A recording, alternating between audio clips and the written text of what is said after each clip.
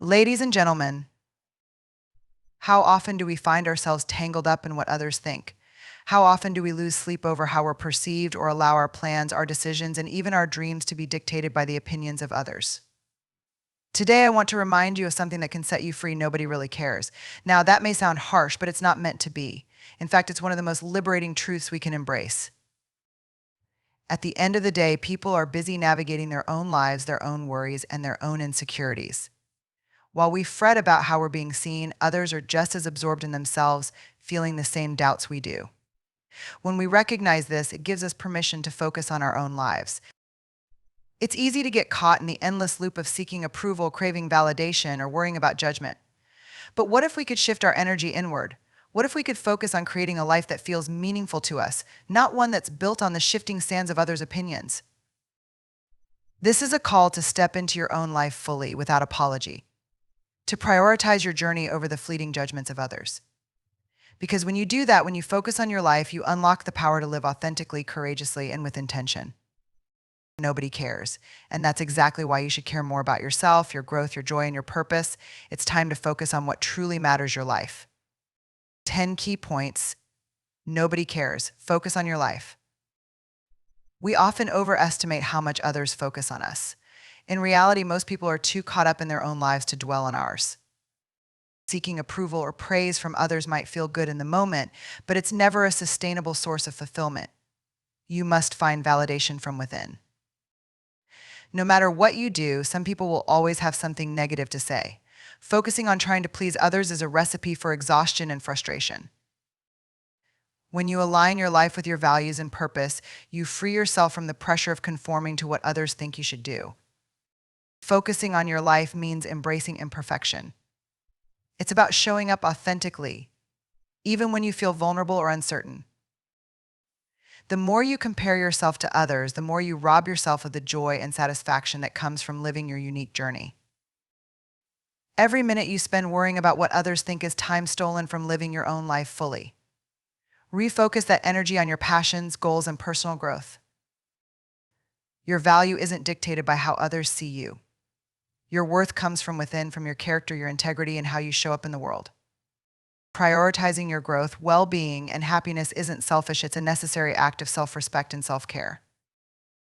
When you stop giving weight to the opinions of others, you open up the freedom to live fully and authentically, and that's where true peace and fulfillment are found. We often get caught in the trap of thinking others are watching our every move, silently judging, assessing, and forming opinions about us. But here's the truth: people are far more absorbed in their own lives than we realize. They have their own set of worries, insecurities, and challenges that demand their attention. It's not that they don't care about us as people, but in the grand scheme of things, everyone is dealing with their own stuff day in and day out. Think about the times you've walked into a room convinced that everyone is focusing on how you look, what you're saying, or the decisions you've made. Now flip the script. How often do you walk into a room and immediately start critiquing everyone around you? Probably not that often. You're too busy managing your own inner dialogue, wondering if you've said the right thing, if you're being perceived a certain way, or if people are noticing the things you feel insecure about. This realization is freeing because it means we can let go of the heavy burden of trying to manage how we're perceived. We can stop spending so much energy worrying about what others think because they're too wrapped up in their own lives to give us as much thought as we assume they do. This doesn't mean people aren't important in our lives. It simply means their attention is divided and their focus will always gravitate toward their own experiences. By understanding this, we can start to let go of the pressure to perform or be perfect. Instead, we can focus that energy on living authentically, on showing up as our real selves. The more we do that, the more we'll discover that most of the fears we have about being judged or criticized are often just stories we tell ourselves. And in the rare moments when others do cast judgment, we can remind ourselves that it's a reflection of where they are in their journey, not where we are in ours. We've all been there waiting for that nod of approval, that pat on the back, that acknowledgement from someone else that says, "You're doing great, you're enough," and when it comes, it feels amazing. For a moment, it feels like everything clicks into place. You're seen, you're valued. But here's the catch: that moment doesn't last. It's like a quick hit, a rush of satisfaction that fades almost as fast as it arrived, leaving you hungry for more. External validation can feel like a drug. It hooks you with its power to momentarily soothe insecurities and doubts. But just like any fleeting high, it's unreliable. You might get that validation today, but what about tomorrow? What happens when the compliments stop, when the praise doesn't come, or when the approval you've been seeking slips through your fingers? You're left searching, wondering what you did wrong, and questioning whether you're still enough without it. This chase for external validation can become a cycle, one that keeps you trapped in needing other people to reflect your worth back to you. You do something, you wait for approval, and if it doesn't come, you start to question yourself. You might even start altering your actions, your words, or your appearance just to get that feedback you crave. But in the process, you begin to lose sight of yourself, of what truly matters to you. You become more focused on how you're being seen than on how you feel about who you are. The thing is, validation from others will never be enough to fill the deeper need we all have to feel worthy. It's always going to be a quick fix, a temporary solution to a much bigger challenge, learning to believe in your own worth no matter what anyone else says. Because people's opinions change, their attention shifts, and if your sense of self is built on something as unstable as external praise, you'll always be left feeling uncertain, vulnerable, and incomplete. True, lasting validation has to come from within. It's about finding the strength to say, I am enough even when no one else is clapping for you. It's about knowing that your worth doesn't depend on how others see you, but on how you see yourself. When you learn to validate yourself from the inside out, you step off that roller coaster of approval and rejection. You stop chasing and start living in a way that feels authentic, grounded, and free. And that's a kind of validation no one can take away from you. One of the hardest truths to accept is that no matter how much we try, we can't control what other people think of us. We can't manage or manipulate their opinions, and we can't always predict how they'll react to our choices, our actions, or even our personalities. We spend so much energy trying to curate the way we're perceived, hoping that if we say the right things, act the right way, or look a certain way, others will see us how we want to be seen. But here's the thing, people will always see us through their own lenses, through their own experiences, biases, and insecurities, and we have no control over that. We often believe that if we just work hard enough, we can win everyone's approval. But even when we do everything right, someone will still find a reason to criticize or judge. That's because people's opinions are not always about us. They're often reflections of their own struggles, fears, and projections. It's like trying to hold water in your hands. No matter how tightly you grip, it will slip through your fingers. The same goes for trying to control others' thoughts about us. The truth is, their opinions are not our business. They're not within our power to change or influence. And the more we chase after that control, the more we lose sight of what really matters, how we see ourselves. When we're constantly focused on managing others' perceptions, we start to betray our own values. We begin to make decisions based on what will please someone else instead of what aligns with our truth. It's exhausting to live in the constant pursuit of approval. It wears us down, makes us feel small, and keeps us from stepping into our own lives fully. But what if we could let go of that need? What if we could release the pressure to control how others see us and instead focus on being true to who we are? That's where real freedom begins. When we accept that we can't control others' opinions, we can finally stop trying to win a game that was never ours to play.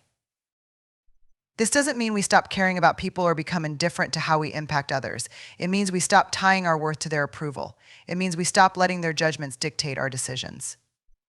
Because at the end of the day, the only opinion that truly matters is the one we hold of ourselves. When we can stand in our truth, grounded in who we are, the weight of others' opinions becomes lighter.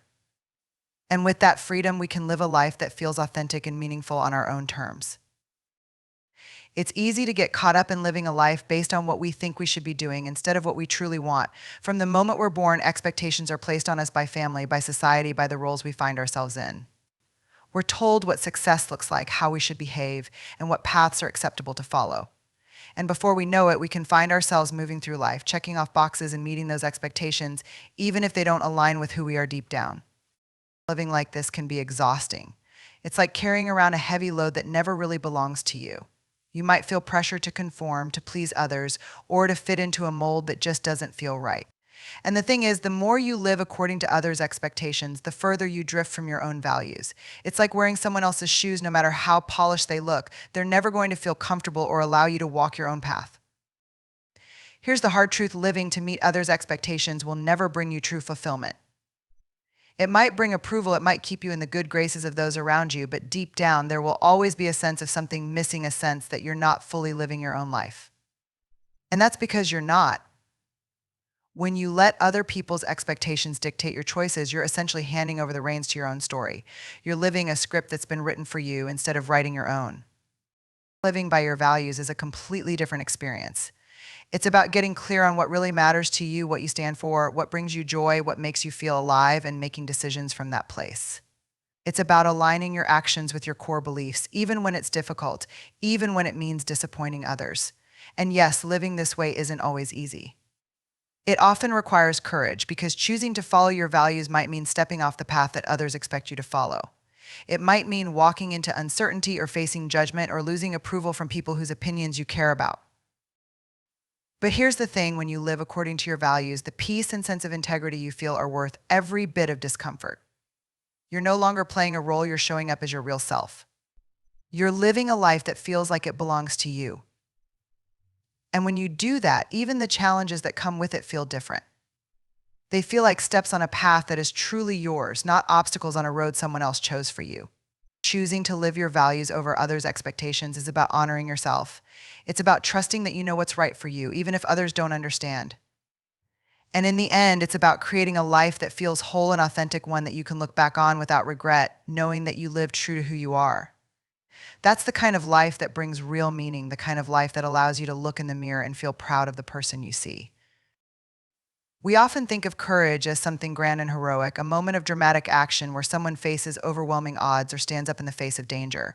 But the reality is, courage doesn't always look like that. More often than not, courage is quiet. It's personal. It's about showing up just as you are, with all your imperfections and vulnerabilities, and choosing to be seen. There's a common misconception that to be brave, we have to have everything figured out. We think we need to be fully prepared, totally polished, and free of doubt. But that's not courage, that's perfectionism. And perfectionism is just fear in disguise. It's the fear that if we're not flawless, we'll be judged, rejected, or not enough. So we wait. We hold back, trying to get everything just right before we take a step forward. But the truth is, the world doesn't need us to be perfect. It needs us to be real. Courage isn't about having all the answers or knowing exactly what's going to happen. It's about being willing to step into the unknown even when you don't feel fully ready. It's about showing up messy and unsure and saying, "Here I am, imperfections and all." It's in these moments when we allow ourselves to be seen in our rawest, most human form that true bravery emerges. Perfection is a moving target. No matter how hard we try, we'll never reach it because it doesn't exist. It's an illusion that keeps us stuck, waiting for a moment that will never come. But showing up, that's something we can all do. And it takes tremendous courage to show up when we know we might stumble, make mistakes, or fall short of our own or others' expectations. The beauty of courage is that it isn't about the outcome, it's about the act of being present, of daring to take the risk, of stepping into the arena, even when we feel vulnerable. It's in the doing, not the perfect execution, where real strength lies.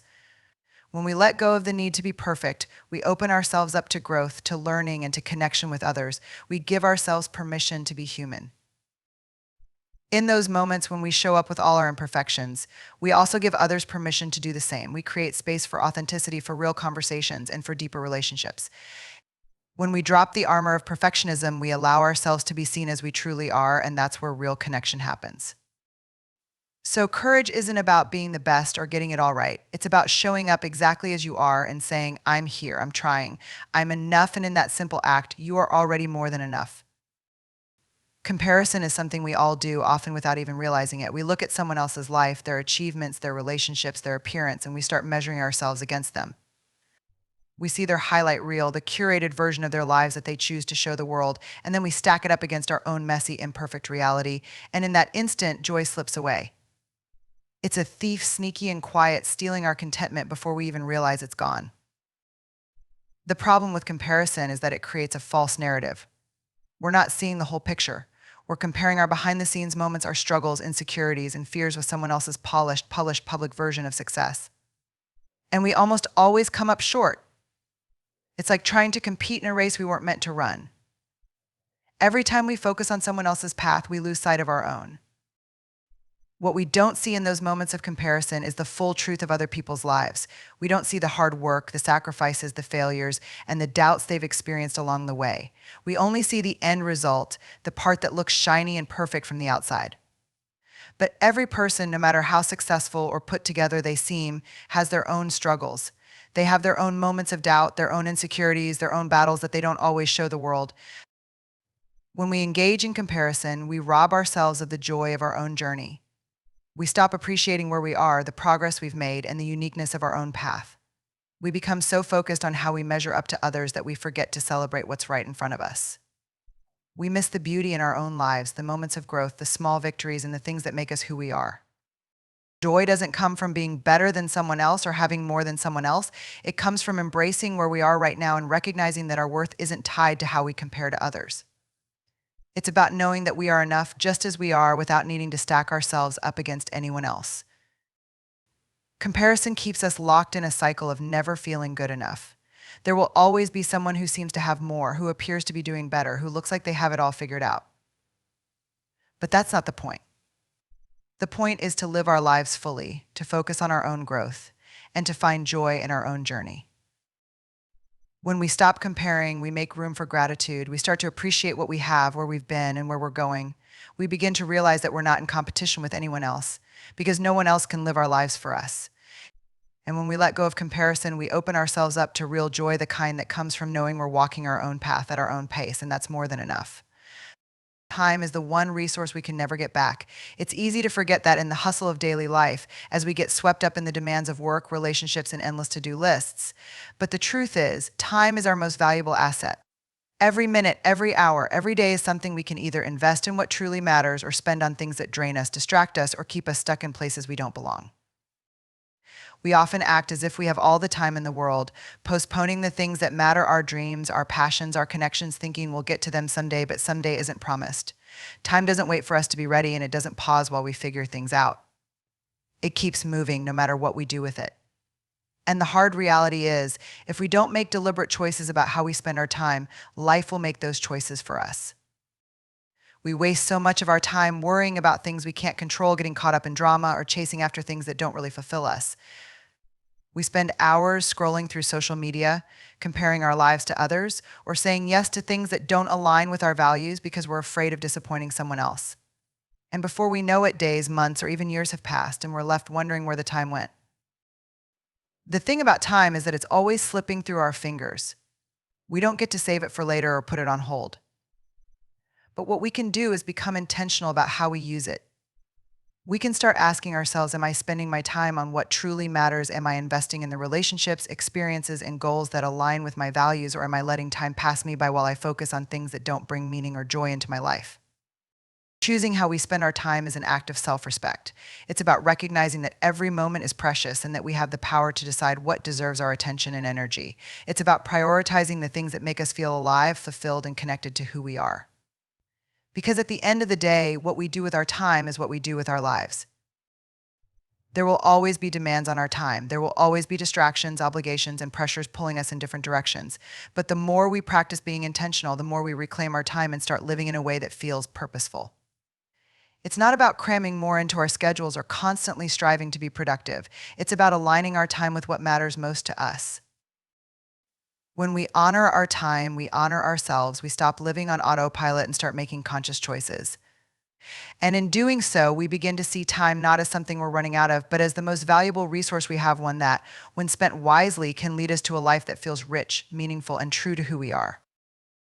It's so easy to get wrapped up in what other people think of us.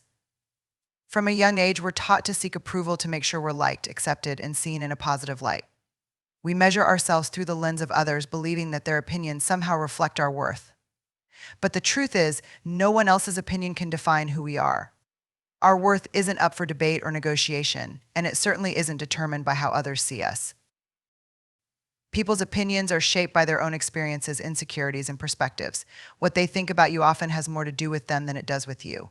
Yet we often internalize these opinions, letting them influence how we feel about ourselves. When someone criticizes us, we feel less than. When someone praises us, we feel validated. But this constant reliance on external feedback keeps us on a roller coaster, our self-worth rising and falling based on other people's ever-changing views. The reality is, no matter what you do, not everyone is going to like you or agree with your choices. You could be the kindest, most thoughtful person in the world, and still someone might find fault with you. That's because people bring their own stories, biases, and expectations into how they perceive others. And trying to mold yourself to meet everyone's approval is not only impossible, it's exhausting. We can spend our entire lives chasing the approval of others, bending and shaping ourselves into what we think they want, but in the process, we lose touch with who we really are. We give away our power letting others determine our value. But here's the thing, your worth isn't something that can be given or taken away based on someone else's opinion. It's inherent, it's constant, it's yours. When we allow other people's opinions to define us, we shrink. We start living small, making decisions not based on what feels true for us, but on what we think will keep us in someone else's good graces. We lose the courage to take risks, to be vulnerable, and to show up as our authentic selves because we're so afraid of judgment or rejection. But living this way leaves us feeling disconnected from ourselves and from the life we're meant to live. True freedom comes when we stop letting others' opinions dictate how we feel about ourselves. It's about standing firm in the belief that we are worthy, regardless of whether someone else sees it or not. It's about trusting that our value isn't dependent on outside validation, but on our own sense of self-worth. When we can let go of the need for approval, we create space to live fully, authentically, and unapologetically. This doesn't mean we stop caring about others or ignore constructive feedback. It means we stop tying our worth to the opinions of others.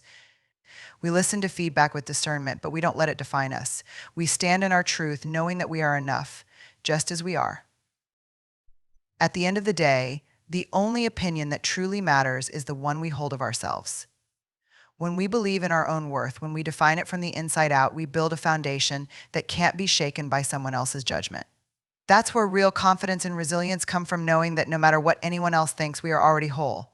Focusing on yourself often gets misunderstood. We're taught to believe that putting ourselves first is selfish, that we should constantly prioritize others, their needs, their opinions, and their expectations. But here's the truth, focusing on yourself is not an act of selfishness, it's an act of self-respect.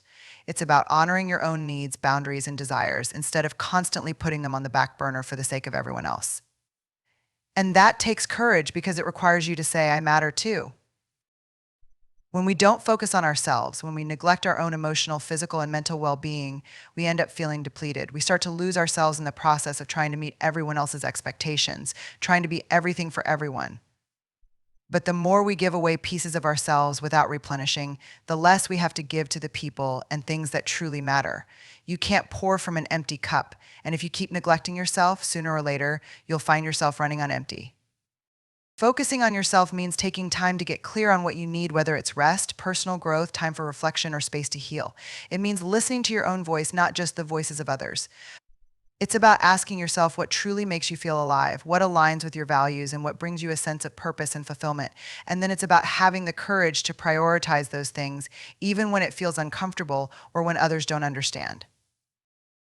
The world will always pull at you. There will always be demands, expectations, and pressures to focus outward. But if you don't take the time to focus inward, you risk losing touch with who you are. You risk living a life that's defined by what others want, instead of one that's grounded in your own truth. And that's not sustainable. Eventually, something gives, whether it's your health, your relationships, or your sense of self. Focusing on yourself also means setting boundaries. It means learning to say no when you need to, even when it feels hard or when you fear letting people down. It means recognizing that your time, energy, and attention are precious, and that not everything or everyone is deserving of them. Boundaries are not about shutting people out, they're about protecting your own well-being. They allow you to show up fully for the things that matter most instead of being stretched so thin that you're barely present at all. Self-respect is about recognizing your own worth and acting in ways that honor it. It's about knowing that you are deserving of care, attention, and love, not just from others, but from yourself. When you focus on yourself, you're making a powerful statement. I am worthy of my own time and energy. You're saying that your needs, dreams, and well-being matter just as much as anyone else's. This isn't about living in isolation or disregarding the needs of others. It's about finding balance. It's about recognizing that taking care of yourself doesn't take away from your ability to care for others. In fact, it enhances it. When you're grounded in your own well-being, you show up as the best version of yourself for your family, your friends, your work, and your community. Focusing on yourself is a radical act of self-love. It's about showing yourself the same compassion, patience, and attention that you so often give to others. It's about making a commitment to yourself to nurture your growth, to prioritize your peace, and to live in alignment with your truth. And when you do that, you create a foundation for a life that feels authentic, whole, and deeply rooted in self-respect. Letting go is one of the hardest things we're asked to do in life. We hold on tightly to so many things, relationships, identities, expectations, old wounds, often long after they've stopped serving us. And why? Because letting go feels like losing control, like stepping into the unknown. It feels like surrender, and surrender can feel terrifying. But here's the truth: the power of letting go lies not in what we lose, but in what we make room for. When we hold on to things, especially things that no longer bring us peace, growth, or fulfillment, we keep ourselves stuck. We grip tightly to what's familiar, even if it's hurting us, because the fear of uncertainty feels greater than the discomfort we know. We convince ourselves that we can't move forward without these things, or that if we let go, we'll somehow be less whole. But the reality is, holding on too tightly often blocks us from stepping into the fullness of our own lives. It keeps us living in a story that no longer fits, a version of ourselves that we've outgrown. Letting go is not about giving up.